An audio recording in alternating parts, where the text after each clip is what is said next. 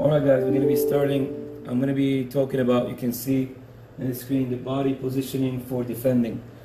We're going to be talking about a couple things. Number one is one of my pet peeves when I see defenders, unfortunately even in college level, we see the two shoulder coming in defense, which it's so easy to beat either of these ways. You want to make sure that when you face a player, number one, you need to start learning what type of player this player is. If it's a lefty, you've seen him play or you've seen throughout the game, he has a rocket right foot shot or left foot shot. That depends on how you're going to adjust your body, and do not give him, if he's a lefty, do not give him his left foot, right? So you're going to lead him to his right, and the body positioning for that is critical. So we do not go both shoulders into a player unless the player lose the control of the ball, no longer have the possession of the ball. Okay, we can go in and try to win the ball, and our first touch should beat the player instead of, oh, we won it and stay where you are. Every time you win, you need to be moving with the ball to open space to see the next ball, or you got to be able to see the next pass. That requires you watching the game before. So body positioning, you want to make sure shoulders down, your knees bending. You want to make sure you're ready to go either way. So when I'm facing the player like this, if he beats me, I can still run that way because I'm already facing that way, correct? So we want to make sure that we're setting up like this. I'm halfway there. Either of the ways, I'm halfway there. So I want to make sure that I can step forward if I steal the ball. If I get beat, I can still run back. So it's critical that we go lower. The higher defenders, they do this, but they stay too tall. That's really hard to respond. That's really hard to start a sprint going behind you. So it's critical that we are lower, set up, flexible, and we can run either of the ways. We can step quickly either of the ways, right? So it's important that we actually set up our body positioning smart. And always, you got to look at the ball, but always look at the body too. If you put your chin low enough like this, okay, you can see the ball and the body language of the player.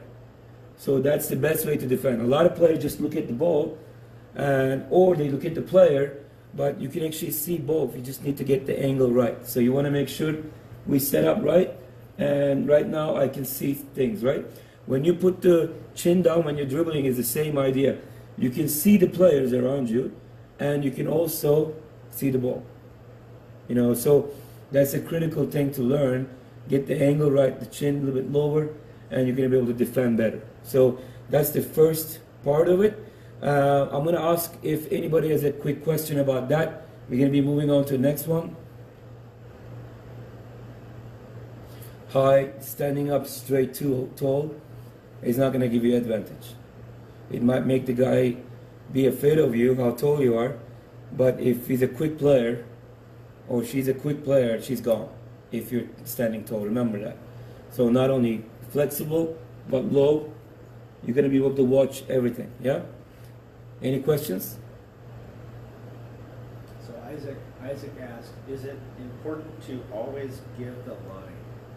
I don't know what he means by that. Isaac, you asked a question. We're trying to figure out, is it important? To give the line.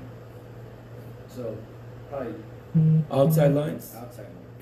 Oh yeah, we do not give them the center. Don't So give when them we're the defending, you do not give them a shot or an immediate cross. So you need to plan that better. So you're talking about probably for the outside players, outside mids, and outside forwards. We need to lead them outside. Yeah, you do not want to show them to the center, unless you're doing a teamwork, like when we do triangles up front to steal the ball, like two attacking mids on the outsides come close with the forward to press together. When you're doing that, sometimes you want to lead them to the center because we have a guy coming in to steal that ball. So if you know you're working together, yes, you can actually sometimes lead them to the center. But when you're in defensive half, always lead them outside. Always lead them outside the line. I hope that answers your question. So another question about you. So center. If you're defending the center, which side should players direct. Well, away from the shot. So, like, if the question is, if you're in the center, how do you defend them? How do you lead them to where, right? So, like we talked about, like if it's a lefty or a righty, it's critical. Like if you see it's a righty and trying to look for a right foot shot, yeah, you're gonna have to give him his left foot, right? But most of the time, we just gonna, if we don't know the player, we're gonna assume it's a righty, unless we start seeing that the player is using their left. So we're gonna, whatever side you're on, let's just say I'm on the left side of the post, I'm gonna lead him more that way for his right and my left. Okay, so we're gonna keep him away from the goal. Okay, all right. So the question from Shamli was, how can you defend in a counterattack? Well, it's not related to this. Yeah. I mean, we're gonna be going to that. One of the things he's asking, Shamli's asking, how do you defend a counterattack? I mean, body positioning is important, right? That we talked about. If we stick to that, because that's a completely different subject, Shamli, we're gonna get to that too. But body positioning, if I'm gonna answer that body positioning wise, a lot of defenders unfortunately make a mistake in a counterattack. When we need to recover, instead of going backwards and be slow like this, turn your lower body towards your goal, run faster while you're seeing where the ball is. So because you're a lot quicker, lower body, your legs running this way, right? And you can still watch the ball, but you'll get to the position that you need to recover a lot quicker.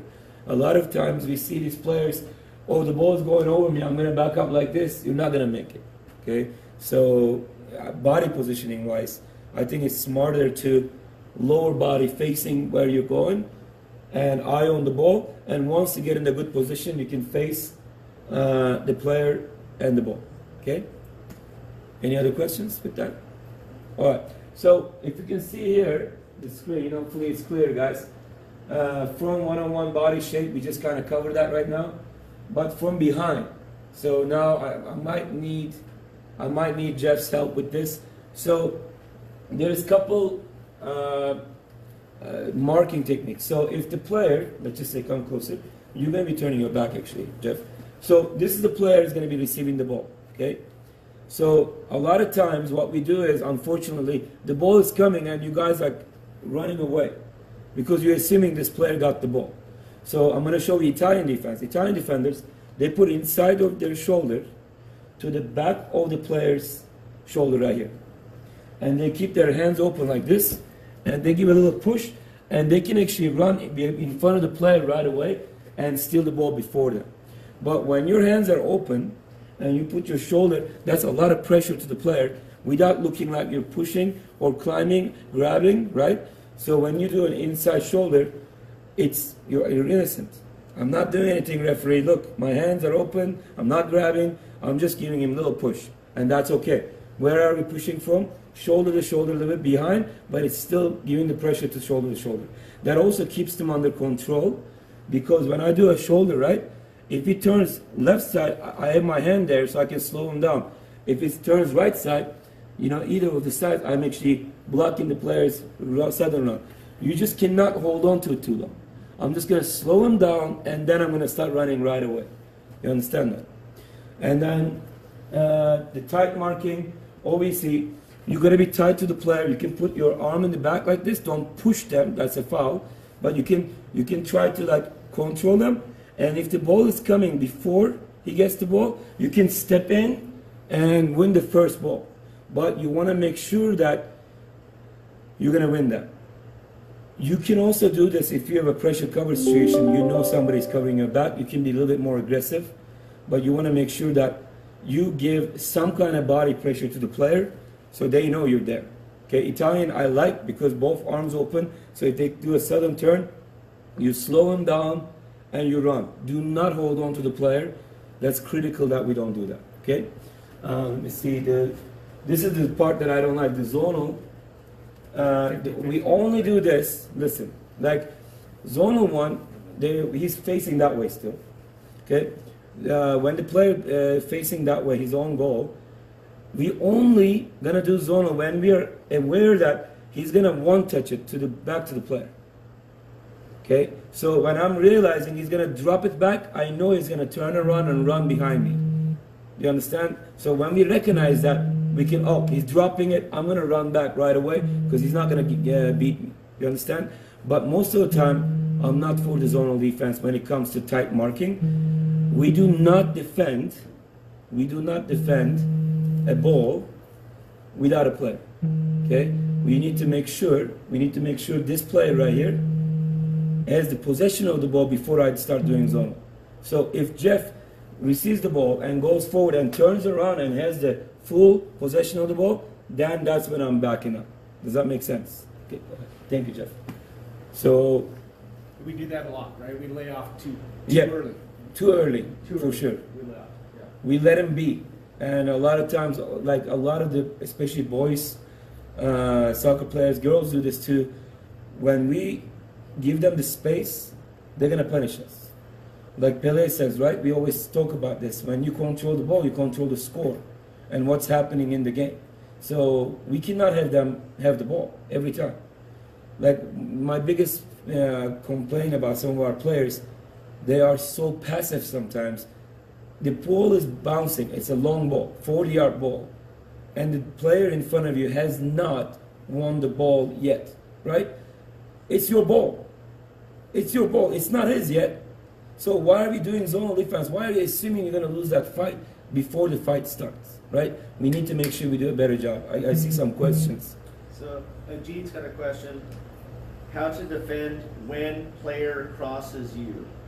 How to open up hips? I see some players even turn their back to the ball sometimes. I'm not quite sure what it is. Take a cross, like defending a cross? How to defend when player crosses you. Oh, yeah. I bet you it's probably I think take a cross, yeah. So here is the cool thing about this. A lot of players, they try to block a cross with inside their body. That's a horrible idea. I like it as a personally, like when I play too, outside of my body. When I put my shoulder, like when I try to block a shot or a cross like this, I am still either way recovering. So if the player is not taking a shot and cuts it, I'm still running that way, right? So if he doesn't take the shot, I'm still running that way. So it's going to be easy for me to recover. But it's a good block. And look, I'm hiding my arms, so it's not a handball, it's a part of my body. And shoulder, I'm closing my shoulder. That also protects your face. If you see from this angle, when you go like this, trying to block a shot, it's much better. You can see the ball. You can see if he's going to do a move or not. And if you get beat, instead of a shot, you're still facing that way, so you can run that way, and you're not getting beat that easily. When you run in like this, trying to block a shot, right? You're stepping like this. If he doesn't take that shot and cuts it behind you, now you have to turn all the way around to run after that guy. You do not want to be in that situation. So I think Ajit might be talking about back shoulder, right? So you're already turned this way, you're pushing this way. You gotta turn back. Yeah, that's... He might be. Yeah, I mean, Ajit. if... Like what I do is watch. So I'm defending, right? The player either beats me that way, I can put my arm in here first, slow him down, and let him go, right? Right here. If he goes behind me, is the other arm. Like this way. If he touches the ball that way, I can slow him down and let him go. The only thing is, you cannot put your arm on the player. You can put your arm in front of the player where they're going to be coming at you, and you cannot hold it too long. So for example, if Jeff is coming, running in front of me, if I put my arm in front of him, and he comes and pushes my arm, and I slow him down and let him go, that's okay. But if Jeff is coming, and I put my arm towards him, like I go to him like this, it's a foul every time. So we want to make sure you put like 2 yards in front of him, you put your arm, that's going to slow him down. Like I say, don't hold on to it, let it go, all right? Back shoulder. Back shoulder. Back shoulder is this way. Like, we're not going to be able to do it, we don't have space, but No. I hope you guys get it. That's what Ajit, I think Ajit was asking about when he crosses. Okay, yeah. Yeah. Cross the other way, yeah. I took it as a cross, as defending a cross, but all right, that's a good, either way is a good question. So, Back shoulder, yeah. any questions about any of these guys before we go to the next one?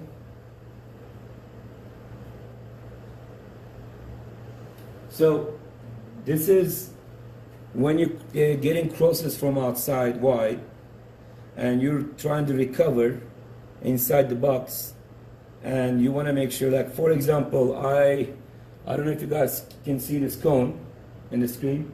Can you see it right here? On this. Is it there? Okay. So visualize this cone represents where the goal is. Okay. So I mean, obviously about 6 yards that way, but it's towards where the goal is, right?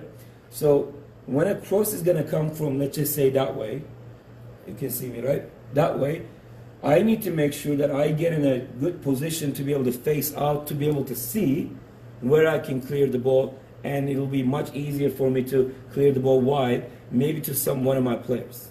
Okay? When you get caught trying to defend it like this, it's going to be really tough for you to deal with it.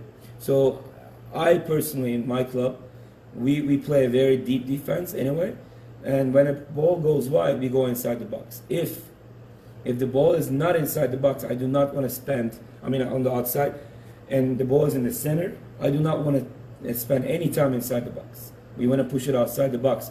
But the moment the ball is outside wide and the player has a cross, we're going to start running in a position that we can face out, chest out, so we can pass it, clear the ball to the players. And we just worked on a drill this last couple of weeks with the steelheads, with the Gala players, and that's one of my biggest subjects. And Gala last year did a decent job, but the steelheads, like I said, only got scored on 6 goals the whole season. And one of the reasons is a lot of teams, unfortunately, when they clear a cross, they clear it just to clear it, and it goes back to center. And center goes another shot opportunity. So you're giving assist to the other team. Sometimes you're doing the job of a target forward. So you are doing Drogba's job when a long ball comes and you're setting up Lampard outside the box for a shot because you don't have a shot yourself. So when you clear it to the center, you're just creating another opportunity for the other team. So one of the things that we work on is front post. When you're running back, if you get caught in a position that you're facing your goal, you need to block it outside your body and make sure that you clear it wide. Do not bring the ball back inside. Okay? And same, if you get in a good position that you're facing out, you want to make sure you can see the pass, but I wouldn't bring it, if the goal is this way, I wouldn't bring the ball back to here if there is pressure. So you're going to kick it back to where it kind of came from, go wide, and hopefully we have an outside player up there for an option. I want you guys to make sure that the reason we face out so we can see the option and get out with a possession instead of just booting the ball. Okay? Own goals, right? Own goals, right? Oh yeah, a lot of times it's own goals if you're facing and sprinting that way. And it's just being laziness. You know, honestly, like most of the time, people just like want to run after the ball, or sometimes you trust your keeper way too much. If the keeper communicates he's coming out, you can protect the keeper, but either way, you need to go deep to protect the keeper as well, okay? But communication in our goalies, because when you play a 3-back system, you will allow crosses from outside. You're not going to give it a lot of like one-on-ones, you're not going to give up a lot of shots, but you're going to allow a lot of crosses. So your goalie needs to be active, he cannot be a lying goalie, he needs to be able to come out, and your defenders need to be communicating, the goalie needs to be communicating where the cross is coming from, how to mark up the zonal areas. Man marking with 3 defender system is not very smart, but if you see a player obviously in that gap, you're already there in the center, so you can get that guy in a goal side position, and it will be easier to defend. But like I said, involvement of a keeper, an active goalie that comes out and gets the ball, is better than a defender trying to clear the ball without a sense, right? Especially if they are a little too late to come back. All right? Definitely. Make sure, one thing I didn't cover is, what if this post, you see the cone, is the back post, and you're getting a cross from here, and you're in the back post. A lot of players try to clear the ball with their foot this way, and it goes towards the player, which is a suicide, in my opinion. Or they try to hit it out, like I said, back to center, it's a problem. I prefer in a back post, you flick it back wide, just like here. We don't bring it back to the center, we just flick it wide that way. And I prefer to block the defenders, the offensive players behind you, and let the ball go this way, and you can dribble yourself safely out of there. Okay, you want to make sure that you don't risk any of those passes in the back post. I just want to make sure that we cover that before I move on to the next one. Any questions? Yeah, so Felipe is asking, when jumping, do you head that ball outside, never middle, Yeah. right, or correct? Yeah. So when a cross comes, you're in the back post, you're going to flick it wide. So if you're on the left side of the post, in the back post, you're going to flick it wide that way, or hit it out wide that way. You do not ever bring it to the middle, to the center. Because it's an immediate act, unless your keeper asks for the ball and you're a very calm, composed player, and you can just hit the ball back to the keeper, so it's easy, safe. But that's pretty risky. It depends on the skill level and the composure level of the defender that is doing that, and also the keeper. Okay, keeper needs to be aware. That's why communication in defense is critical, guys. You got to communicate what you want. And even if I'm gonna drop it back to a keeper with a header, I will not kick it towards the goal. I would kind of kick it a little bit outside the post. So if there is an accident, at least there'll just be a corner, right? If you're gonna do that. But I would recommend it. It's better to clear it wide and be safe. So, any other questions? Yeah. So Alex is asking, does that go for both defense and offense? Heading. Well, if you're defending the ball and you're an offensive player on the outside, yes, the same. But obviously, if you're an offense, Alex, you want to score a goal. So you don't want to go wide. You want to bring it back to center and score a goal. So, but when you're an outside mid, if you're asking that, and a cross comes, you're going to do the exact same thing. You're going to go wide. But if you're in an outside position, you can let it run out by protecting the ball, right? And then go in a better position to get out of there. With possession, it's preferable. Yeah. Isaac's asking in the corner, do we defend one-on-one? What? Do we defend one-on-one on a corner crosses? Oh, well. That's what Isaac's asking. Yeah. Well, we go over that when we're defending. There's going to be a session that we're going to be working on defending corners. I don't really want to put how we defend corners online, as a lot of people can see this. But I'll tell you this, there is a partial zonal and partial man marking in corners and free kicks. So I won't tell you guys in detail. I will show you guys that when we train. Another question from Felipe. When you're a short player, how do you defend a corner? Or as a midfielder? Just as a short player or as a midfielder? Well, usually I put the short players on the posts or up there for a counterattack. If hopefully we are hoping that short players are usually the quick ones, not in every time, in every case, but we can use them as a counterattack. You're a short player, it doesn't matter. You need to still go for headers. You need to still try to win the ball, because what people don't realize, some of the shortest players like Gattuso, I think he might be as short as Messi or even shorter than him, but he won a lot of headers, he won a lot of balls, and sometimes he didn't have to win it. When you're dealing with a guy, let's just say a guy is this tall, and this is his header, right? His guy is this tall, and I'm this short. If I'm just jumping to have the ball, I have no chance, but I'm actually messing up the balance of this player and his vision. Okay, the fact that I jump is going to mess him up, and it's not going to be an easy header. If you didn't even jump because, I've lost that fight already, then he is going to be able to see what he sees and easily lead it to somewhere that could be an assist, or he can take the shot and score a goal. So even if you're short and shorter than the other players, it's critical that you give it a try. You give it a shot, because you unbalancing the player is critical. Okay? I hope that answers your question, Felipe. Anything else? Hector's gotten a question. He says, when getting out of the back, let's say close to the goal, does another defender give the drop, or is the keeper the option? He knows there has to be a drop Yeah, I mean, Back. I mean, if you have a good keeper, we want keeper to be the drop. But like I said, my drops to keeper is always away. So if the cone is a post, I will drop it wider to the keeper so he has a better angle to get it out. And also, if it's an accident, I give it a real weird pass and keeper is not very comfortable. It's not going to be an own goal, right? So you want to make sure that you drop it wide to the keeper. A good feed keeper, that's why we do a lot of, when we do skill training, I want my goalies to do it because I want the modern keepers need to be good with their feet. And they need to be able to pass the ball to where we need to go. And a keeper is a perfect example to get the best type of counterattacks.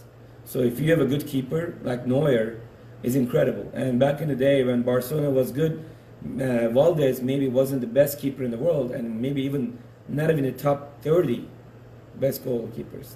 But he was playing for the best team in the world because of his footwork. Because when we get the ball, a whole possession team, even your keeper can pass a 30, 40-yard ball or a short pass, through ball pass, anywhere in the field. That makes a big difference with your possession. And keeper hands and feet is critical to use. Always in a back pass, if it's a header, you can use your hands. But back pass on the ground, please pass it away from the goal. So that creates more space, like I said. A couple questions. One for me. Okay, Jeff is asking one. So keeper, right? Pass back to keeper. Should they always possess? No. No. So keeper, when you drop it to keeper need to recognize the pressure inside the box. So if there's a high pressure inside the box, sometimes it's a good idea, right? The pass coming, you get under the ball and clear it wide, not to the center. Center is where the other team is going to have their creative players. We do not want to start anything back to the center, unless you see a player, like we said. But in a panic situation, clear the ball wide. But if you do have time and the drop comes and space and you are very confident with your feet, it's good to pass it to feet and start an attack for us and start a counterattack possibly. So. Next question. Would you use your arms when jumping for a header to knock the other player off balance? Look, honestly, when you jump, if you just close your arms and body and, slide to the side and go for a header, go for it. Like you need to win it without. If the referee sees any of this, you push. They're gonna call it every time. I just don't even see the point of it. Like when I played, I just tried to jump as high as I can and go over the guy and win the header. I just try to. I always jump from sideways so I can get a good angle and I can see where I'm gonna hit. This jumping from here kind of didn't give me the vision that I wanted, like, to deal with another player. When I did this, when I jumped like that, I feel like I had a better vision and I protected my body a lot better. Because when you come in like this, yes, you can do a header like that, you go like this and head it, but you don't necessarily see everything coming from angles. When you're sideways, I think it's better, for me at least. But you can still do that too. Another question from Sam. I'm not sure if it's around this or not. It's she wants to know: is there a strategy as a keeper when being challenged in front of the goal? What was that again? Is there a strategy as a keeper when you're being challenged in front of the goal? I guess probably. Yeah, I mean, decision making for right? sure. Like I said, if you see the pressure inside the box, get it out. Like there is no reason for you to risk that. Like we want you to play like Neuer, but you're not Neuer. It takes a long time to be Neuer, and that kind of confidence. I'm sure that when Neuer was a youth player, he tried some of this stuff, and he probably caused a lot of goals because that builds up confidence. But you just need to make sure that when you read the numbers inside your box, and you gotta have a sense how dangerous that situation really is. But if it's like you have 4 defenders around and 1 offensive player running at you, be calm, just pass it wide, and be aware. But if you see a player running at you to block your pass, and the player you're facing is already marked, then go over him. Don't try to pass to a player when they're already under pressure, right? So you need to be able to make those good decisions inside the box. Our keepers definitely need to get better. at this. Like at the steelheads, I think the strongest one we had was Regis. He's just so calm. He's a field player. You can see that. Like he's incredible with passing ability. Regis has things to improve, I think, but he's incredible with the feet. He's probably the best goalie we have with the feet. But like I said, it's not everything, right? You're gonna need to improve other stuff too. High balls coming out, reflexes, and all that stuff. And that's a complete goalie. So you want to make sure that you make a decision with that. Yeah. Right. We good? Yep. All right. So I don't know if you guys can see this. So if you can see this, there is a guy with the ball right here. There is players on the outsides. There's a player in the center. There's a blue that might be recovering. There's a player here. I'm guessing the first player that might be stepping to the player. This is a situation that in a counterattack we get the player right here with the ball. He's running forward. And what is the best option? I'm going to ask you guys a question. What would you do in this situation? And I'm going to explain a couple different scenarios. I want to give you guys a minute. And I want you guys to write it down to Jeff. Jeff is going to let me know. And let me know about what you guys are thinking. So I'm going to give you numbers so we can explain it better. This is a number 7 on the outside. That's a number 9. That's a number 11 on the left side. And this is a number 8 with the ball. Okay? This is a number on the blue. This is a number 3, 4, 5, 2. Okay? So, but mainly talk about the offense. And what do you guys see? What would you do? There's going to be a couple scenarios. You can do so many different things, but you got to be creative. And a lot of teams in Washington State, unfortunately, they learn one style of play, and they want to just either go wide and now let's get ready for a cross, or use the space, dribble, and try to beat everybody and score a goal. But that becomes the style. That's one of the reasons that you're a United States national team. I think we create amazing players, defensively, offensively. We have hard workers, runners, but we don't create number 10s. So this is how we create number 10. And number 10 should be able to think about 15 different things he could do with this.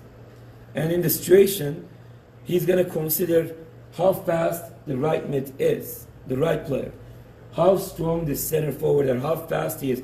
Like everything comes into the equation, right? So you make the best choice out of that. So the best number 10s in the world, like Zinedine Zidane, Giorgi Hagi, Diego Armando Maradona, Messi, you know, I see Iniesta and Xavi back in the day, even though they're a number 6 type of player, I see their vision to be a number 10. So that kind of players, they always have a plan, right?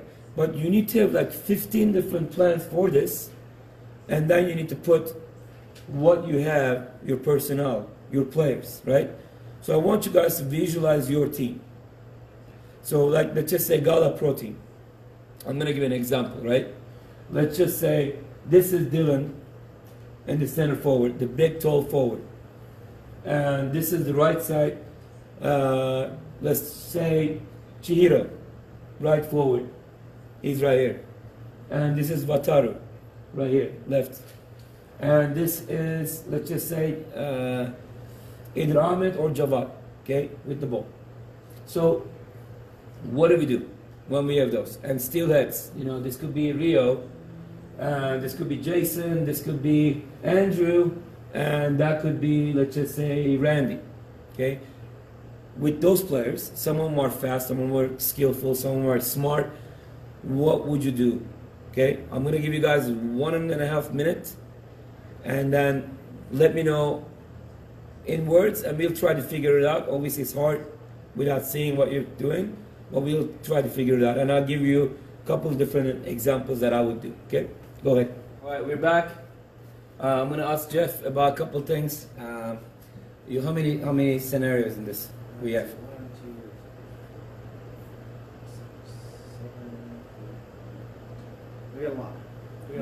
We have a lot. Choose a couple of the first ones. Let's go with the first ones. Okay. Isaac said something. Isaac said through ball on number 7. I want you guys to tell me now, tell Jeff, if you can see a red dot on the screen. Andy says yes, red dot. Okay. So I think I can see. Okay. All right. So I want you guys to pay attention to that. We're gonna go with what Isaac said. All right. Isaac's thing, Jeff. So we have the ball right here. The red dot is on the ball right now, and he wants Go through ball on number 7. he wants to give a true ball. Does he want it wider or in? Like if you go here, you're going for a cross, but in my opinion, a true ball, if this player is quick and they can go inside, get in a position that immediately can see even a shot or immediate back post, front post options, and then after the pass, the number 8 can go outside the box or just a little bit inside the box to give an option for a drop, right? So depends on what he wants. But if he wants, I would prefer go to goal right away. If they're giving us this kind of space, why go wide when you go through, right? What else? Let's go with so John says John who? Troca. Troca, okay. Troca says dribble the ball a few steps, force a step by the defensive player, and play the ball forward to the forward. Yeah. And then decide which defender doesn't cover, and then play left or right. Okay. So he wants to dribble with the ball. Number 8, guys, dribble forward with the ball. Dribble forward with the ball. And then if this player steps, that gives an option maybe to outside here. Or if when the forward is stepping this way, I would prefer this in this scenario. If the player is dribbling, this player and this player is going to be more compact coming in, right? I would prefer this center forward to check into a gap wider this way to get the attention of the right back.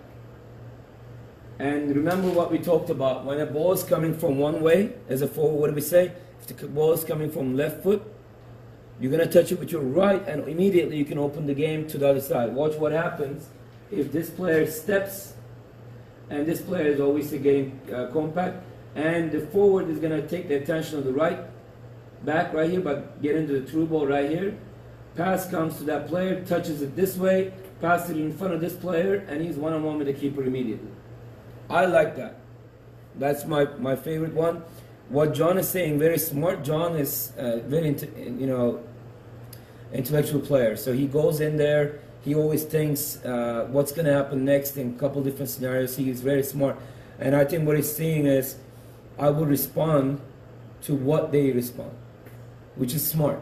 So when you dribble in, you're going to see what the defense is going to give you. But sometimes dribbling in might take too long, and they might be very good answer to you. So it's risky as well, right? Like, it's either way. But honestly, in this case, I like John's answer. I like Isaac's solution too. If he is wanting to go more towards the goal instead of going wide and give the defense enough time to recover, if he passes wide, that gives the defense, even the midfield, to come back recover, in my opinion. If we catch him off guard and catch him wide, why not take advantage of that? I always want to think goal, right? Like, that's one of the things that if you have a number 10 type of player, he doesn't want to go wide. If he has an option in the center, I always tell you guys in practice, when I play with you guys, I'm an injured guy, but I know how to pass, right? So when I get the ball, I'm looking for that too, because that's going to be a goal. Versus if I don't see that through yet, this is a 5-year plan. We're going to get the ball up there. We're going to see if we have a drop and a cross, and it's a big plan, right? But if I see the through ball from an outside player too and pass that through ball, it's a goal. In the next 4 seconds, we can score a goal. So as a number 10 mindset, I would prefer that. John's mindset, another smart, that's more like a number 6, number 8 mindset. I want to catch him. That's a coach's mindset. Like, I want to see what they give me, and then I'm going to respond to that. So, John, that was very smart. Any? Lot of other comments, same thing. Pass to center, go the opposite side, and then Very good. One, Ajit says lob ball between the left center back and the left back. So basically put it right in the 18 right now. Okay. So Ajit Ajit said says that. we drop the ball right around here. No, other side.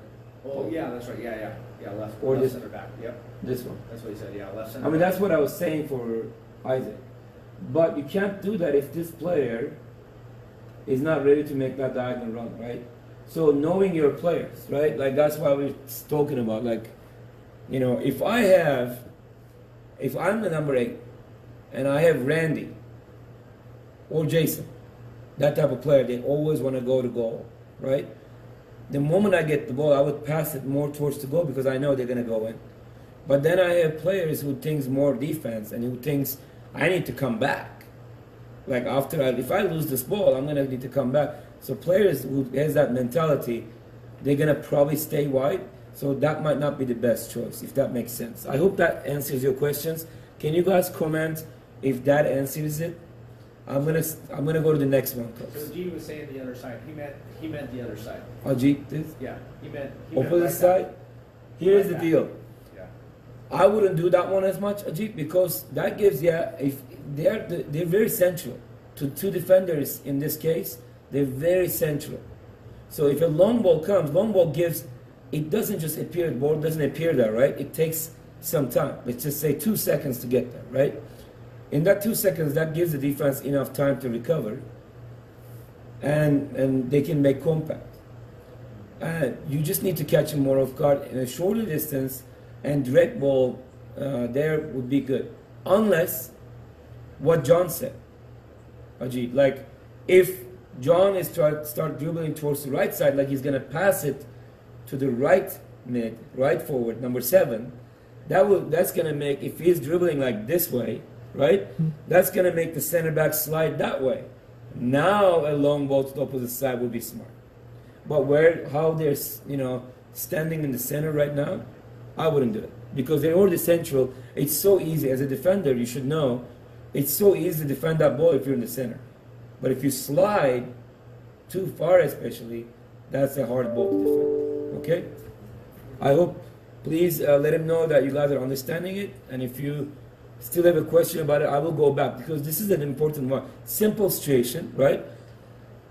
Different things, right? And like I said, my favorite is dribbling a little bit into space, take the attention, make these players compact, and forward checking in, a little bit wide, take the attention to the right back, get the ball, turn it one time, pass it in front of this player, he's going into center, he's one-on-one, and goalie closes the front post, he goes inside of his foot, back post, beautiful goal, we're celebrating, or one of you just kicked it out the mountains, which most likely is going to happen.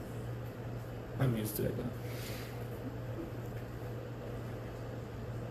All right, next one. Right mid has the ball. Number 7 has the ball. Number 9, number 11, and number 8 in the back. So we did what Isaac said, but we went wide, right?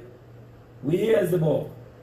And defense looks pretty high right now. We kind of maybe caught him off guard, right? So what do we do? What do you suggest we do in this situation? So I just want you guys to, when you look at it, it's like you need to find a solution, right? But to create a solution, you need to unbalance the defense. So not everything is so simple, right? Like you see, some of you guys are going to look at it. Number 9, make a straight run, a long ball to the center, and he beats the keeper and scores an amazing goal. If soccer was that simple, I mean, you can do that probably at U14, U15, and it depends on what type of level you play. But a good defensive player is going to be going deep enough and doing a good zonal space that it's going to be pretty hard to create those simple chances. So sometimes you really need to create a situation, like we kind of talk about, like sometimes you need to, like magicians, right? I'll give you an example, like he's going to do something with this orange, right? He's making you look at this, but everything else is happening in this end. So you got to make him look at this one. But actually you're doing something else right here. Okay? like we are making them think we're going this way, but we're actually making a run here. So now we can make a sudden ball to the other side, and then we're open. So you got to think about it like that. So look at this and come up with some solutions.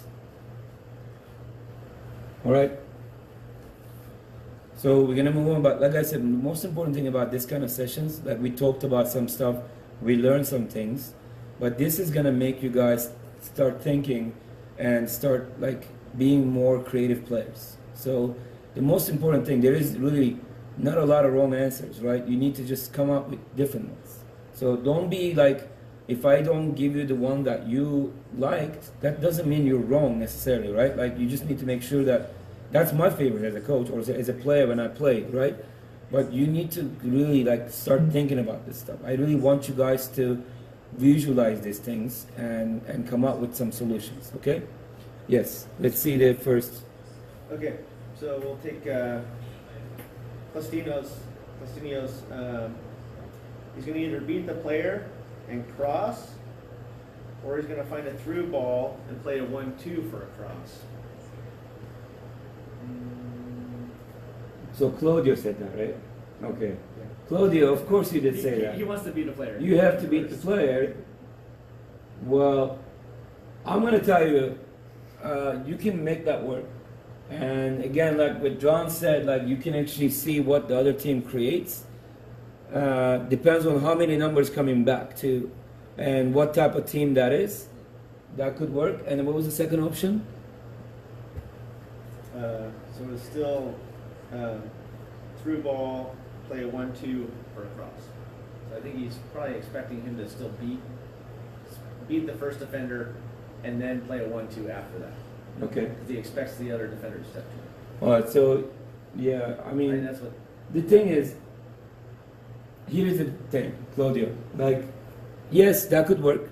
Like, you can beat the player and use the space, and they can cover, and this guy can come to that gap. This guy can be in the back post. Here is what I see. I don't know if any of the options say that. I see in like next 3 seconds, I see a goal. I see skipping everybody, including number 9. And I see a long ball to number 11. He's making a diagonal onto back post. On the ground, a driven cross hard or a high cross. That's fine if you have a. But if you inside spin it away from keeper hard enough, look at the defense's shape. They're so high and they're facing out. They get caught in a bad situation. This is an immediate space for me. You can also go high, but it needs to be a driven, because that if you cross that ball slow, the keeper has a chance to come out and get that ball, right?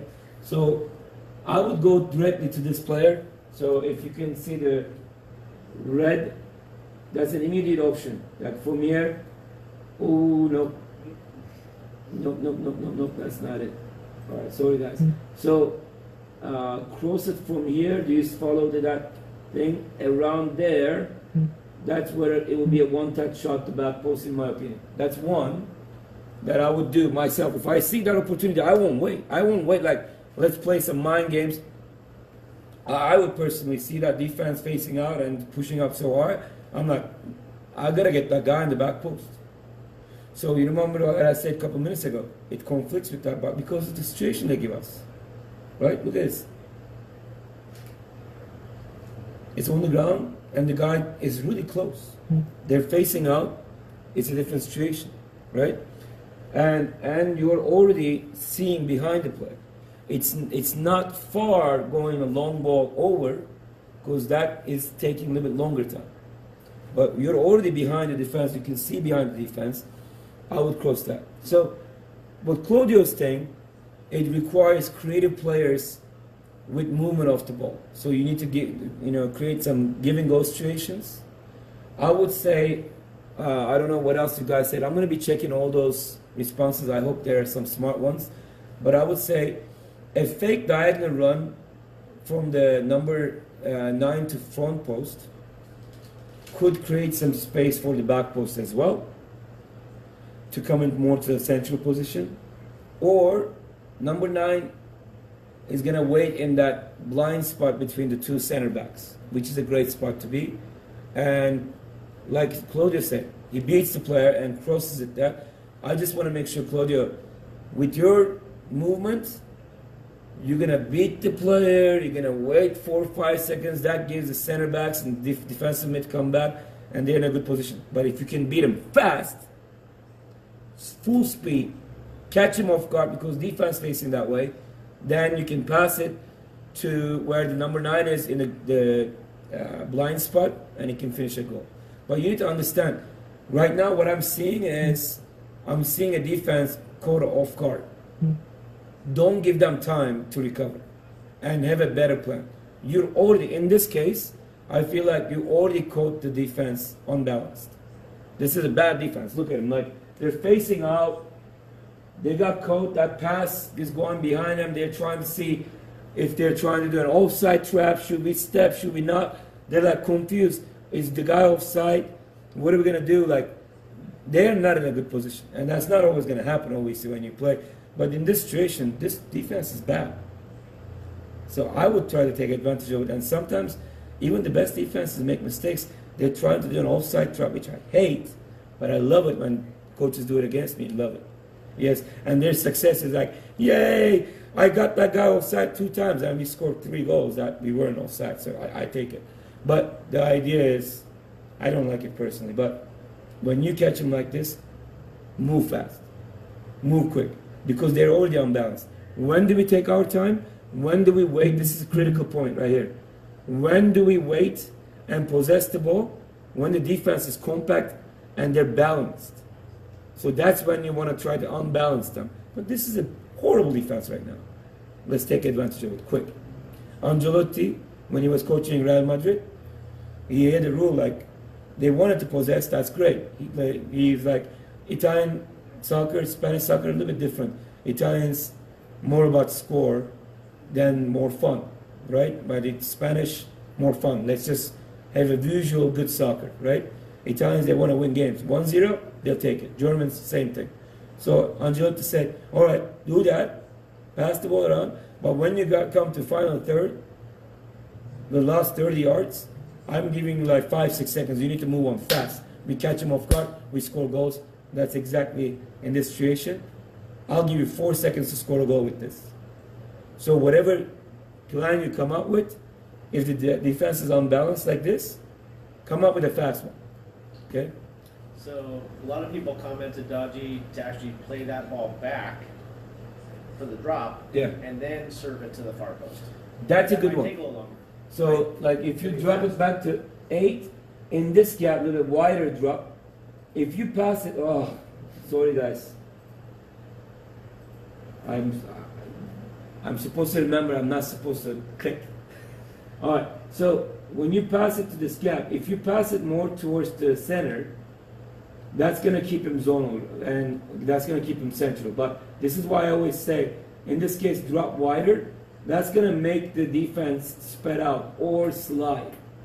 At that moment, one long ball to back post in this gap, perfect ball. Perfect ball. So, yes, that's a good answer. As long as, like I said, you have 4 seconds. Can you bump, bump, bump, and we score a goal. 3 touches, we're in. You understand? Catch them off guard, because they're already bad. Okay? All right, guys, we're ready for the next one. Finally, I can make the mistake and go to that one. Now, we are defending. Keeper's view. This player has the ball. Blue has the ball right here. And our 3 back. Our outside mid coming back to cover. What do we do? This is, let's just say, an outside wing back, number 2. Let's just say 4-5. And this is the wing back, or no. Outside mid wasn't coming back. That was my bad. My bad. Thing about them is 4, 5, 4 again, the same type of player, and left center back, center back, and right center back, and we have a number 3 here, a wing back on the left is coming back, and we cannot even see the other guy is up there. Who is that? Who is that? He's not coming back. Can you name someone like that? I can name several. Should I? You gotta come back. But okay, let's go with what we got.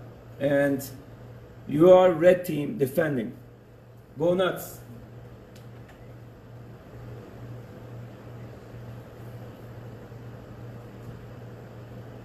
What do you want them to do, right?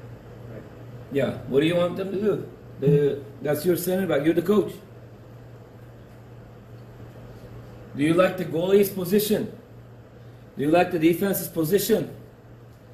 And this has just happened. Like the guy hasn't had the ball like for 15 seconds. Okay, he just got the ball towards him, so they obviously got caught in a weird position, right?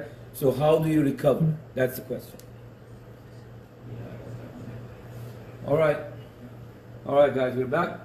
So always the most important thing about when you play with a 3-back system, you need to make sure that you are kind of okay with giving the outsides. You just do not want to give anything in the center, right? So a lot of right answers for sure. One of my favorites, though, I think it was Kosei. He's really talking about the left wing back, left midfielder, when nobody else really I don't think a lot of people step to that subject, right? They're mainly focusing on left center back stepping and the other one sliding, which is a great answer, by the way. So I'm going to show you guys. I hope you can see the red dot. So obviously this player, left center back, needs to be more central right away and step up to the player to show him the outside. So his positioning is wrong right now because the player can see a through ball, he can see a shot, so he can give better position. Left wing back needs to be covering him to the center. This two need to slide, and that gives enough time for the defensive midfield to come back, sprint hopefully back. A lot of people are going to be worried about, and a lot of 4-4-2, 1960s British style. Oh, look at the guy on the left is wide open. All right, cool, awesome. So if this player opens the game to the left side, obviously that's a good call on his part. But if there's nobody else there, the right back is going to be stepping to that. And this two going to slide, that player is going to slide, that player is going to get the center. And we're going to be counting on our keeper to come in to a good cross. So like I said, when you play a 3-back system, you're going to allow crosses. But the bottom line is, when the pass comes here, we're in a central position, we can recover that, and we give it enough time to recover to the center positions. That would be a good call on his part. I would say if I was the blue team, the moment the right back steps and go to central, if I was the number 9, I would make a diagonal run behind him this way. That could unbalance my defense just a little bit. But as long as they're in the central position and running deep right away, that's going to be a smart call. Okay? And I see a lot of people make the comment about the center back steps and the other two slides, which is great answer. But I don't see how they step. It's critical that we step giving him outside is a critical thing to say. Because if you step to a player straight and the center is wide open, that's not cutting his angle to do creative things, right? Like, we want to take creativity away from the other team. So we want to make sure we do not give him the center at all. Give him outside. Let him go nuts with going that way or this way. But we want to make sure that you are never going to give any option in the center. Okay? Yeah. Can I add to that? Yeah. So yeah, so guys, this player right here, right, in a bad position, he needs to be more central in the shot and give him the outside. So that player needs to slide more towards the center to take all of this and the away. other two sliding a little bit deeper. Let him go out A there. little bit deeper. Let him pass it out here. That's fine because Yeah. he's guarded, right? Yeah. You need to get between ball and goal and be more central for that Okay. shot. Yeah. I hope you guys understand that. Like I said, if some of you guys, hopefully we got more people joining in. This is live. Any questions? Ava is asking, how should the keeper be moving from that spot? Who's the last? Ava. Okay. So Ava asked how should the keeper be moving. Obviously, if you can see the red dot, keeper with the ball up there, when the defense covers this area, so defense comes to this red dot right here, keeper can slide into this gap. But if he sees a shot, he can come out a little bit here to this gap to see the shot. But if he gets in a good position, he can kind of slide and see the whole field. He needs to be in a position that he can slide to where the ball is, but kind of see the back post, kind of see the field, and communicate with his defenders too. He doesn't want to overcommit, especially if the defense is doing its job. Yeah.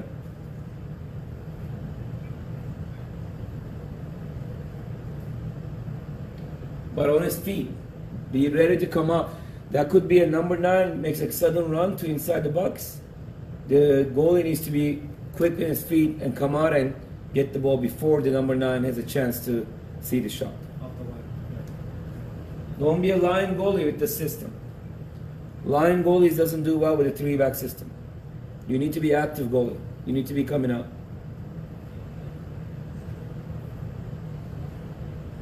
Any other questions? No questions. So in this one, the right back on the blue has the ball. This guy, Isaac, you have some bad eyes, so I'm making it clear for you. This guy right here has the ball. This is our left wing back. The wavy play, most of the time, a lot of teams, they will step to this guy and have this player mark that guy. But how we play, what does this guy do when there's a blue here? He's barely on site, but there. When this guy has the ball, what do? This is a number 3. This is a number 6, 8, and number 4 or 5 right here. Okay. All right, guys. This is a big issue with a lot of the outside players. So when you play a 3-back system, and our offside means our wing backs. So because we don't have a left back or right back, the moment we lose possession, unless sometimes we say high pressure, and we can step high, and whatever the side of the ball is, that side center back can slide at that moment when we're pressing high. But most of the time, we want to make sure that this player right here comes back to center position to defend this player and not worry about the guy on the ball. When we come back here, because the moment he steps to him, this player usually, let's give an Emerald City play, they play center and on bomb, they're behind us, there's a lot of space, they're gone. And Tynecastle, Hoagie loves this too. If he's watching this, one of these, he'll know. They want to catch us off guard, bomb. So he wants you to step to that. But when we come back, I saw that Isaac said something smart. Number 6 need to come back. And he's the closest one to step to that player. That's the right answer. And the number 8 up there can come back to center deeper than this guy who step into the ball, right? And we're set. And that gives the rest of the team enough time to come back and recover. And not in immediate danger. The moment you step to that, he can pass this ball. He can pass the center and then pass the ball here. We are off guard. And you're making one of our 3 center backs to leave his position early. If we don't have to do that, why take the risk? We have a very risk-free style. So you want to make sure that you stay back and stay compact. Okay? Does that answer you guys' question about this? Because a lot of outside mids, unfortunately, especially the mom and dad, like they some of them, I don't want to be offensive, but like some played some JV soccer in 1982, and then they want to like step to the ball. Oh my God, go! Like I love that. Or my favorite, the parent coaching a big kick.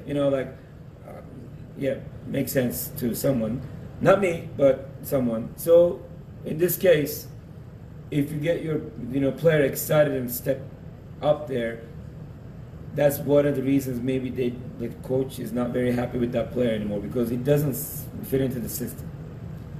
If they want to learn to be a system player, in this case we're playing defensive, and we're going to play a counter attack, right? So he needs to come back in a goal side position and not mark close. Then you give them the center. That's, see, watch this. A lot of players, unfortunately, they want to get, I'm going to mark him. If you get this close to a player, red dot, I don't know if you guys can see the red dot. If you can get this close to the player, you give the center to the player. So if this blue is faster than you, you don't have a lot of space to recover. So it's better to be a little bit more inside goal-sided before they come. Because when they see you there, they're not going to prefer to pass that player right away. And if they do, you can go deeper than the outside player. Like one of the biggest problems we have sometimes, especially younger ages, like I'm the right mid, and I'm about to get the ball. There's somebody passed to me, and the left back or left mid is defending me. A lot of times, unfortunately, younger ages, let's just say this is the player I'm going to defend, and a long ball is coming. If I run straight to him, he already beat me. If he's a smart player, he's going to one touch it in front, and he's gone. He's faster than me, he's for sure gone, right? So when you're defending a ball, you got to go a little bit deeper than the player, so you're covering the goal. Always think about where the goal is and defend the goal area and lead them outside, like I said. So you want to make sure you do not, especially when you know that player is fast and quick, you got to be a little bit deeper than the other player, okay? If thumbs up, if you have a question, ask outside mids. Coach Nate's asking if, when you're referring to players on the field, if you can refer to them both as numbers and position. You said some of the younger. Yeah, asking that. Yeah. Just some of the younger kids don't Okay. know number positions yet. So as you're yeah, talking- so that's as the you're talking left about- wing, center back, D mids up there. So if you didn't know numbers and stuff, those are where they are. And this is their outside player. It could be a forward, it could be an outside mid, and this their right back who has the ball. Okay. Exact opposite. We did that a couple minutes ago as offense. We got called as a defense. Off guard, we're facing out. Uh-oh, the ball is on the outside. They're about to cross that ball. How do we defend this?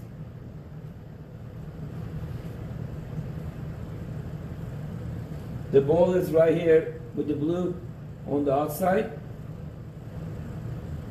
Remember, red is defending now. What do we do? We ask this offensively, but what do we do defensively?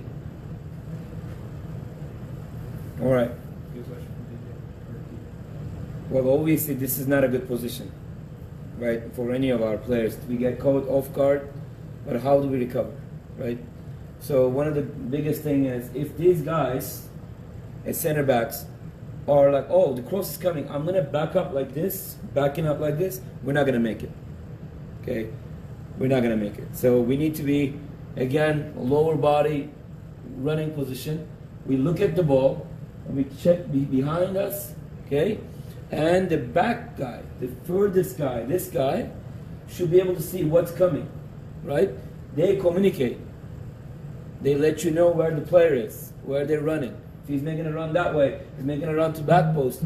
You guys need to, the furthest guy has the best vision. Keeper has a good vision. So keeper is sliding and seeing what's happening. He's warning the players where the players are making runs, where the openings are. Constantly communicating. The furthest guy communicating what he sees. And he's the easiest guy to defend something. He can come into the center. Opposite side defense in is sometimes the best defense because you got better view than other players. But bottom line is, you can make it there quicker, running this way, face, and when you get in a good position for the cross, now you're facing out. You can head the ball out, you can clear out like we talked about before. So the center back's going to be coming back fast. This guy's coming back fast, and the D-mids need to be sprinting back. Now this is the thing that a lot of D-mids have a problem. Because we're going to be coming to defend a cross, a lot of D-mids, unfortunately, when you first teach that, my job is the midfield, they say. So they come all the way to the 18 and they stop right there. They're like, I don't need to go inside the box. Yes, you do. One of you go inside the box to the penalty line is critical because you face out too, and any kind of drop position, front or back or outside the box, you'll be the first one to defend that. If you're here and the defense is making a sudden run and this forward is smart, he goes in and pushes back out, the D-mid will be there or here. Which one do you want? Deeper or the guy outside? You're gonna watch the goal happen or you want to actually prevent it? So D-mids, like TJ, you need to be sprinting back. The other one can be coming back but open, so once we win the ball, we can pass that one, that one can open the game. You don't both need to go inside the box, but one of you do to defend. Like D-mid, we call it D-mid. That D stands for defense. So we need to, it is okay to go inside, and I want my D-mids to go inside the box when a cross is gonna come. This is where they are. These guys come all the way to 6 yard. That's where we stand before a cross. Does that explain? Please respond. All right. So I want you guys, this is the situation, right? Look, we are the blue team in this case. I don't know why we're the blue team, usually we're red, but in this, can you guys see it clearly? Give a thumbs up or you say yes to Jeff. Is this more clear than the last one? So if you're a defensive team, you run to this player straight, will get you beat both ways, right? So you need to go a little bit deeper and cover the goal, wait like this with the player, okay? And D-mid is running back. Because it's a cross situation, he needs to be a little bit deeper right here. And if the guy already has a cross, like right here, you need to start running in deep right away, okay? And you've got to recover, and D-mid is going to be recovering to the central position. The other one is coming back as well. The player beats, has a better cross, you've got to be deeper, deeper, deeper, deeper. This is what we should be looking like. He's here, even deeper. Got it? This guy can come back to you if you're that deep. Okay, all right. So I'm going to talk to some of the center backs about how we're going to be defending once we are taking a corner. And sometimes we send our center backs because, like, let's just say we got in Steelheads we got John Troca. He might not be the tallest guy, but he can go up, like, I don't even know how he jumps that high, but he jumps over our 6'7" guys. Like, he is incredible. So I will of course send John up there, right? And another maybe center back. In the other team, Gala team, there's Shamli with the height. I don't know if he can win every header, but he's tall. So and then we got all those players that has quality on air. So we send back maybe sometimes outside mids that can defend, and the back that are quick players that can slow down the counter attack, right? And I usually try to leave one center back out of the three, so they can kind of lead those two guys. The shape, I want you guys to imagine we're taking a corner and we're the red team now, guys. I need to, let's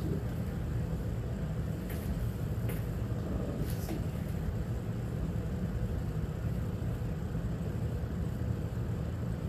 Okay. We're the red team. We're taking a corner. Let's just say we're doing one of our set plays, and they're defending us, and they have a player out there, and they have a player here, and they have a player here, let's just say, okay? They're defending us. Okay, so, I'm just going to get rid of this one. All right. So, what we do in this situation, guys, the center back's going to be in the center right here, and this guy is going to be in the gap. You could man mark and come back here and leave this gap up there. I don't like it. I don't like that. Yes, that might be good in some cases. You can man mark this guy. We're, like I said, always, like, they get excited to see that outside guy open there. They can try to pass to him. And you know, we can try to step to him late, or we can be there, or we can fight for the ball. But bottom line is this: if we get caught in this situation, Now I'm thinking this guy, I hope that he's fast because if this guy wins the ball here and makes a long ball, now it's a foot race. When I put this guy up here, most likely when a corner comes, they're going to clear the ball in one of these areas, right? This center back needs to be able to step to that right away and put the ball back in the action area, correct? Well, let's just say they're incredibly composed, good defenders, or goalie takes the ball and passes this guy. We're running back. Or you can see this guy sprinting back. You can go deeper and slide to this guy. He's running back and everybody else is running back. But this is going to slow down the play. Because if you run straight to this guy, if he takes you on and beats you, he has about 50 yards, 60 yards of space he can dribble. Okay? So we're going to shape like this. Yes, if you see this guy right here, you can slide a little bit more and make a triangle like this. That's fine.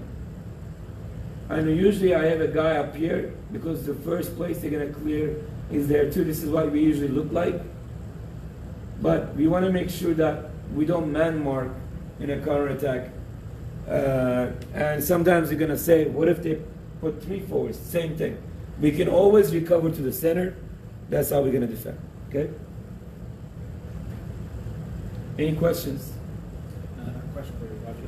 Okay. Jeff So- is going to ask a question, guys. So I've seen this before with the 05, 016, before we You got can meat on use this this because we if don't you step. No, I'll say they've got one of their players right here, Najee. Out Okay. here, right? Okay. So do we still leave all that space there, or do we get tighter on him? Because if they're going to clear out, right, we want to challenge that 50-50 He's ball. close enough, he can step to this guy. Yeah, right. If he man marks, now it's a foot race. I like being in a, like this is actually, I like this right here because it's the first place they're gonna clear is wide, going the same way. So he can come in and step and cross the ball. You also want to be away from that player right now because you could be the offensive player. We haven't lost the ball yet. But if you lose the ball and you see, let's just say this guy win it and he's about to pass to this guy, he can still step here and win the first ball, right? Does that make sense? I'm waiting for your comments and questions. This is not a right or wrong. This is the way that we expect our defense to respond. Our job is to zonal defense until our midfield comes back. We do not give an immediate one-on-one. We just make sure we cover smart. And say sometimes we make the mistake that we lay off on that clearance, so we don't step to that 50-50 ball. Yeah, like this is what happens too. Let's just They say just back off. this ball came and they cleared to this area, and this guy, instead of coming to this ball, he's running back because he sees a player running to the ball. Dumbest thing you can do is not step. You have to win this ball. You gotta win this ball. That's your job. And when you win it, we're not looking for a short pass because everybody's pushing up. Worst thing you can do from a corner when everybody, including us, pushing up, trying to pass it forward to a player's feet because you see him open. Because he doesn't know what's coming behind him, right? So best thing you can do, either drop it back to a player open or keeper to reorganize, or one time back to back post on air. Because when the defense pushing up, they're unbalanced. A back post high cross could be creating a space, especially if you have a smart player to step up and then go turn around and make that run. It's a perfect ball, dangerous ball every time. But I wouldn't, when the whole defense pushing up, I wouldn't risk it and try to do a through ball. Right, Connor, Mac? We don't do that. Okay? We don't do that. Like Kosei, a couple times, you did it, right?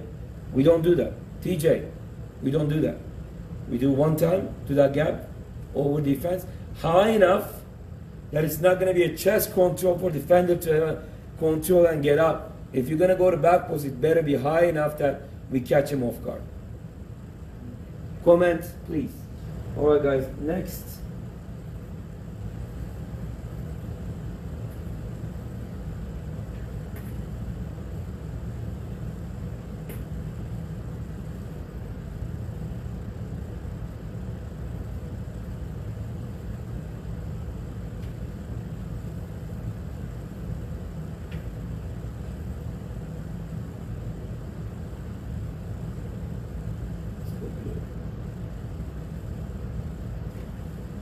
The center mid has the ball, or this could be a center forward. Let's go with the outside forward, number 7, 11, and number 9 right here. And you can look at him as 2 10s, because the way we play, we look at them 2 10s. And we have a number 9. Obviously, if he's standing there, the defender is going to be more compact, right? And this guy's going to be more stepping up. What is the best option for our players right here? We're attacking. We have the ball, red has the ball, we're attacking. What is the best option for our offensive players?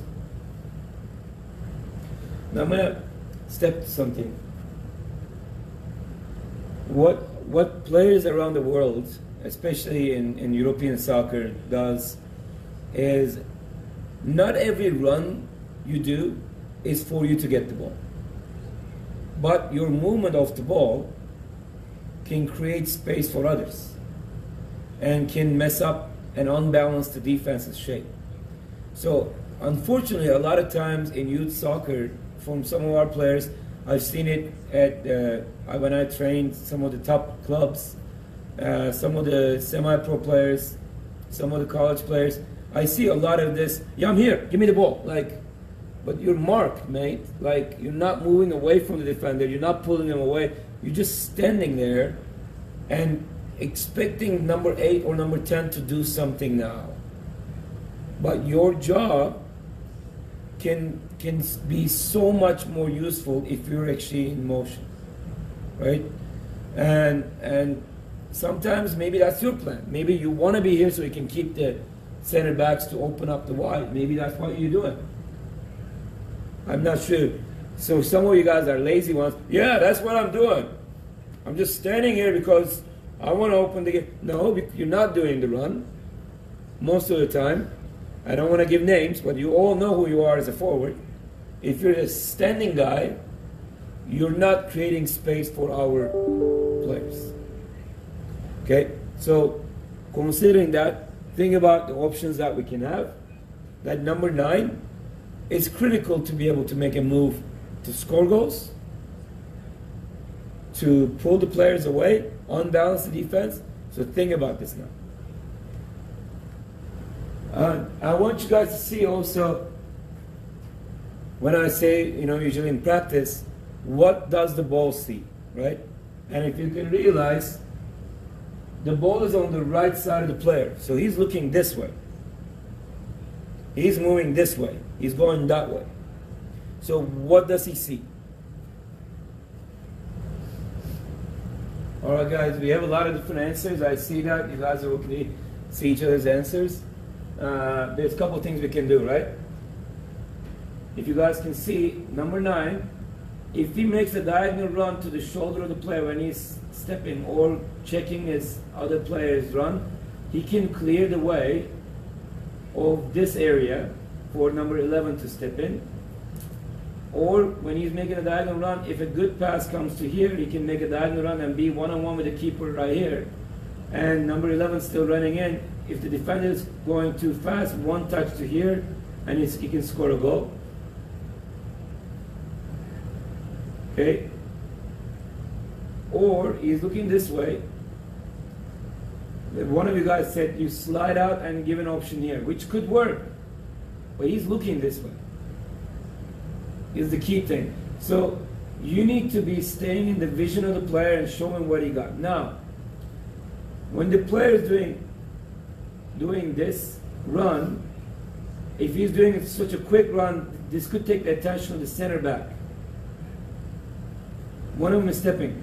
This could be a good movement. You act like you're going to pass to the player, and you can cut in yourself and have the space to move into this gap yourself for a shot. Catch him off guard. So, watch.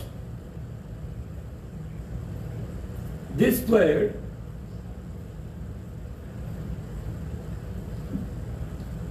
making a diagonal run to this way, created space for himself, for the center midfielder, and for the left player, left forward or left mid. How many times Have you seen your center forwards? You're dribbling and they're standing. Yeah. If they make a run every single time, wouldn't that create space for everybody else every single time? And here's Rec Minds. He has the ball. I love this one. Run! This player has the ball here, right? This player is defending. Can he see that pass? Number one. I'm going to be, like, you know, some parents get mad at me from outside. I say dumb, stupid soccer decisions. This is a dumb, stupid soccer decision. Okay? Because, number one, you are offside that the other team's whole bench is laughing at you right now. Okay? That's why we say go to shoulder or watch the line, right? So you can be on side. Because you can always make a diagonal run, and once the ball is released, you can go forward. But every time you want to run forward, more than 90% of the time you're going to be offside. So we're going to hope for the AR is not a good one. Or you are so good, you're going to the shoulder and it's obviously onside, and you're going to be one-on-one legally scoring a goal that will count for something.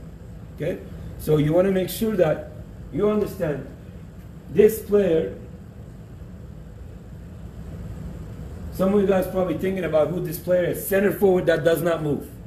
He's not making any runs. She's not making any runs. It is preventing you guys to create opportunities. I'm telling you straight up. And when it's staying center, it helps the defense to be compact and defend you easier too. But when he makes a run, you completely unbalance the defense. If he's not following you, like you make a diagonal run and I'm the number 8, or the guy with the ball, right? I see you, the defender is not following you, you have open space, I pass it to you one-on-one, but goal.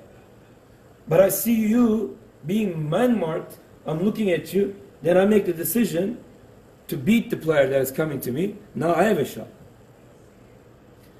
Or I see that guy kind of sliding with you but not committing all the way. So if I beat this guy, I won't have a clear shot. Then I use that to space to see the number 11 on the left side. Do you understand? There's so many options. By one run, one center forward making the right run creates so many opportunities suddenly for all of us. Me, him, that. Biggest problem with our forwards. Number one, parents, it's one of the least scholarship positions, so I know you all think that if your kid plays forward, he scores goals, she scores goals, it's great, it's glory. But the colleges give a lot of scholarships to keepers, left backs, left midfielders, center defensive mids. Those guys get the most scholarship, really. They need those guys.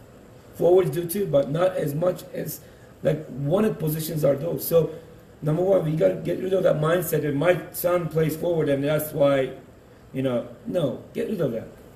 We got to find a position for them to get a scholarship. Moving on, don't be a center forward that stands. Like I said, number one, what was it? Makes it easy to defend you and prevents the space in the center that the player with the ball sees. I want some of you guys to make a comment. If you've seen it happen in your teams, either with us or in your teams, maybe some of you guys play for community college, some of you guys play for other clubs before, or, even in your stupid, Sunday league stuff that you do, you should not be doing. When you do those, how many times you've seen this? You're dribbling and your forward is standing right in front of you. To me, the best defense against you is him to stand right in front of you. Unless he's checking in and opening a giving goal situation for you. That's different. But if he's standing there, he's doing better defense for the other team than the other team. Does that make sense? So I want to make sure you guys make some comments now. Tell me you've seen this. Tell me this is a problem for us, for your teams, for our players. Please share. It's okay to share. You don't have to give names. Just share. Because I want people to understand how important this is. Okay, guys. So We have an excuse right away, and now that you brought it up, Isaac, yes, you're not moving enough. So as a center forward, you're standing central positions is not the way we want to play. So I know that you have the capabilities with skills and with finishing ability to move more and create more space for your players. If I assign you as a target forward and stand in the center, still making more movement there is going to mess up the balances, of the players. Okay, but if you're just there every time, give me the ball, is more you don't want to run, or you can't run, you're not in shape enough, or this isn't the way I play. But you want to play more and fit into the system, guys. You need to be more, mobile. You need to be able to move more, because you're not helping your teammates. I am telling you, I've talked to a lot of center mids that complains about this. I hope they make some comments there. I hope they say something. Like I talked to, and still as I talked to Rio about this. Like it's preventing the space that he could have when they are standing right there, being an amazing defender. We want to make sure that you guys are smart and see the space. Like I said, the number one thing was, where is the player looking, right? Give him that option. You could score a goal, man, immediately. Okay? All right. Last thing, guys.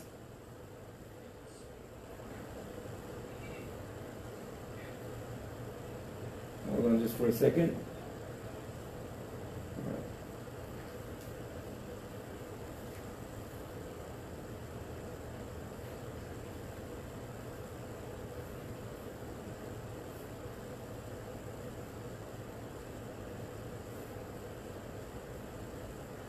All right, red is the ball.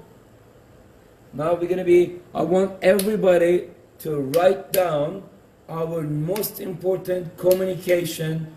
Every single player, every single parent, every single coach need to use this, memorize it, and use it in the game. Okay? This player is the ball. Jeff, what do we call? This player wants the ball. What do we say? Split. Or through? Through. Right? Through the ball. Directly between. Split. You can say split, but through ball is what you usually use. Through. Through. Through. Yeah, through. Checking in. I'm showing you I want that ball to my feet. I am not running. I am not making a see that this is a different through ball. I'm making a run to the shoulder, and I'm saying through, but I'm showing you where I want the ball, right? Body language. But I say through, yeah, right here, to my feet. I don't want to run to the sides. I want to receive it. I show up exactly between two players. Through. This player right here, Jeff. This player. What does he say? Wide. Wide. Wide. Wide. Open. Bomb. This player can say wide. Another pass. He's running in. This defender is going to be on this player.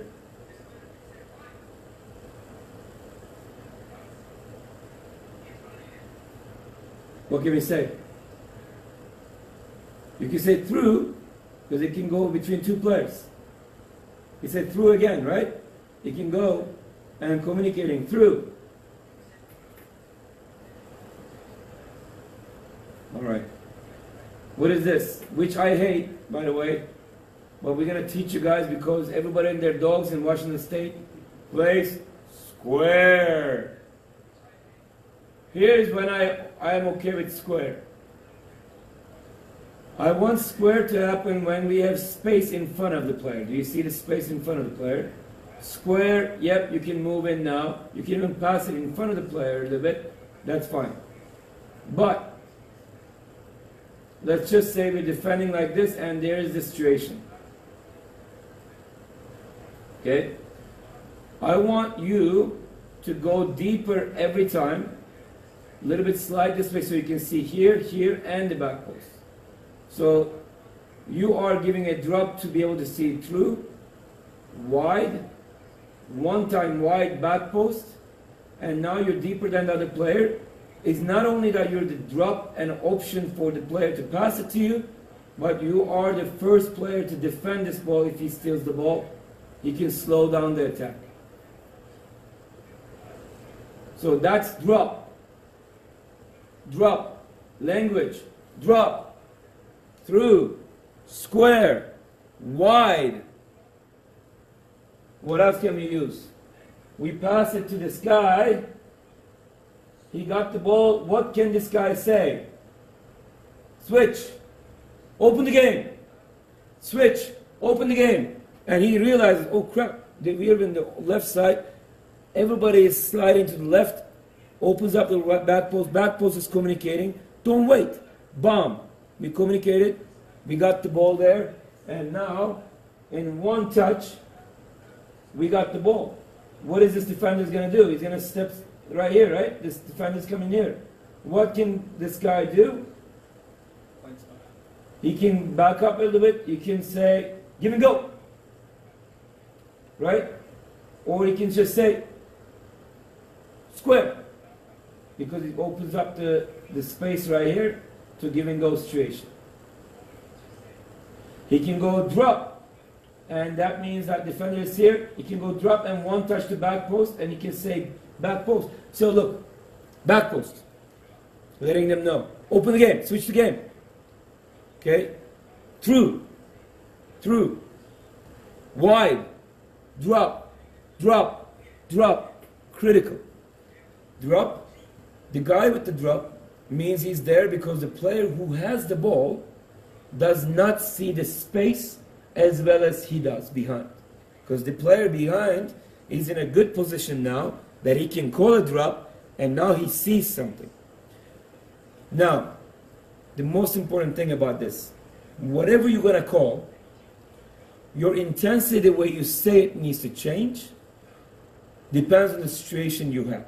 For example, I go give a drop, I am kind of marked, I'm giving a drop, but I'm not 100% sure. I say drop, but I'm not sure. Versus, I have a lot of space, I see a guy in the back post, if you pass it to me, I can one time pass it, and in the next 3-4 seconds, we can score a goal. And I say, drop, drop, because I see something. Does that make sense? So, the communication is important. How much you demand it means you see something more.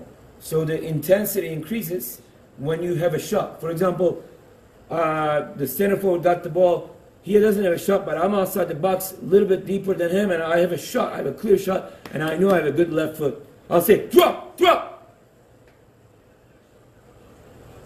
That intensity lets him know that I see something. He drops it. I have a shot. Okay? I want everybody to write those down.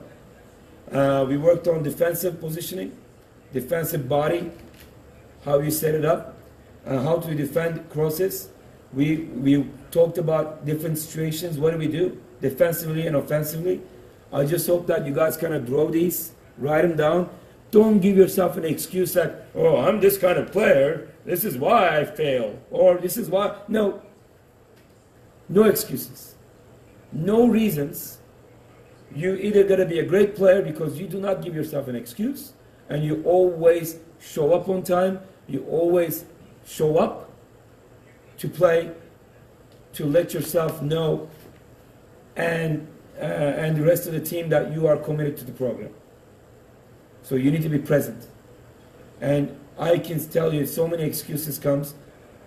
I'm going to tell you again, Sounders Academy players, Crossfire Academy players, they have the same excuses you have. They have the same schoolwork that you have. They have the same family problems you have, but they're there training because they want to be somewhere. And they achieve their goals. Make a call. It's your call. Don't do it for me.